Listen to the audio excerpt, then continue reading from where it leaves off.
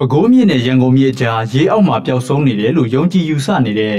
ဓမ္မစေတီခေါင်းလောင်းနဲ့ပတ်သက်ပြီးစာရန်ဖတ်ပွဲမှာဓမ္မစေတီခေါင်းလောင်းတကယ်ရှိမရှိဆိုတာနဲ့ပတ်သက်ပြီးနိုဝင်ဘာ9 ရက်နေ့ကရန်ကုန်မြို့မှာအခြေအတင်ညင်းပွားခဲ့ကြပါတယ်။ဦးဝင်းမောင်တန်ပဝရီနဲ့မောင်မြင့်သူတန်ပဝရီတို့ကဓမ္မစီတီခေါင်းလောင်းသုံးလုပ်ပုံနဲ့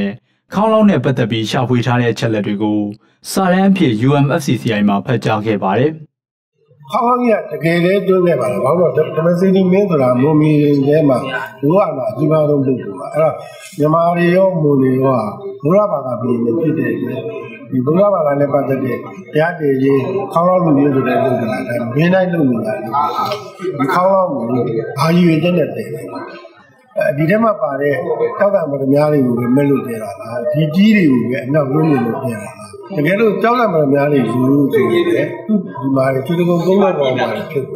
ကြီးလို့လည်းဆိုရင်ခေါင်းလောင်းကြီးလိုက်အစားအချိုးဖက်ပြီးအဲ့လိုစဉ်းစားလိုက်တဲ့အခါမှာဒီခေါင်းလောင်းကြီးကဒီထဲမှာရှိတာလည်းဖြစ်နိုင်တယ်မရှိဘူးလည်းဖြစ်နိုင်တယ်ဓမ္မစီရီခေါင်းလောင်းဆိုတာစစ်ကူးမင်းခေါင်းလောင်းကိုအခြေခံပြီးစိတ်ကူးယဉ်ထားတဲ့ဇလံတစ်ခုဖြစ်ပြီးနိုင်ငံသားတွေရဲ့မှားယွင်းတဲ့အချက်လက်တွေဖြစ်တဲ့ဆိုတဲ့ပြောဆိုချက်တွေကိုမိုးရှေးဟောင်းသုတေသနအဖွဲ့ကနိုင်ရဲစော်ကနေရင်းချင်းသတင်းစာရှင်းလင်းပွဲပြုလုပ်ပြီးတုံ့ပြန်ခဲ့ပါတယ်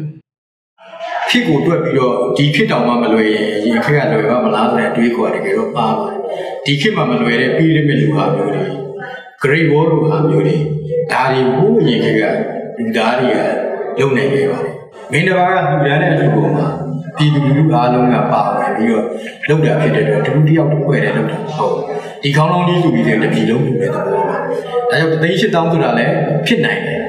သို့တော်မဖြစ်နိုင်ဘူးဆိုတာကိုလည်းညင်းလို့တော့မရဘူးသို့တော်မဖြစ်နိုင်ဘူးလုံးဝမဖြစ်နိုင်ဘူးဆိုရင်တော့လည်းမဟုတ်ဒီလောက်ကြီးတော့မလုပ်နိုင်ဘူးလားဆိုရင်လုပ်နိုင်ပါတယ်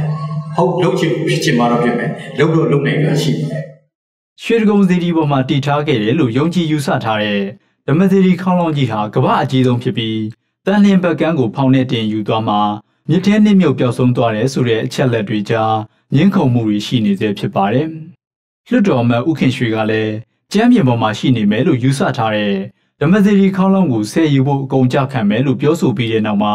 ဓမ္မစီရီခေါင်းလောင်းတကယ်ရှိမရှိဆိုတဲ့အငြင်းပွားမှုတွေပွက်လောရိုက်ခဲ့တာလည်းဖြစ်ပါတယ်။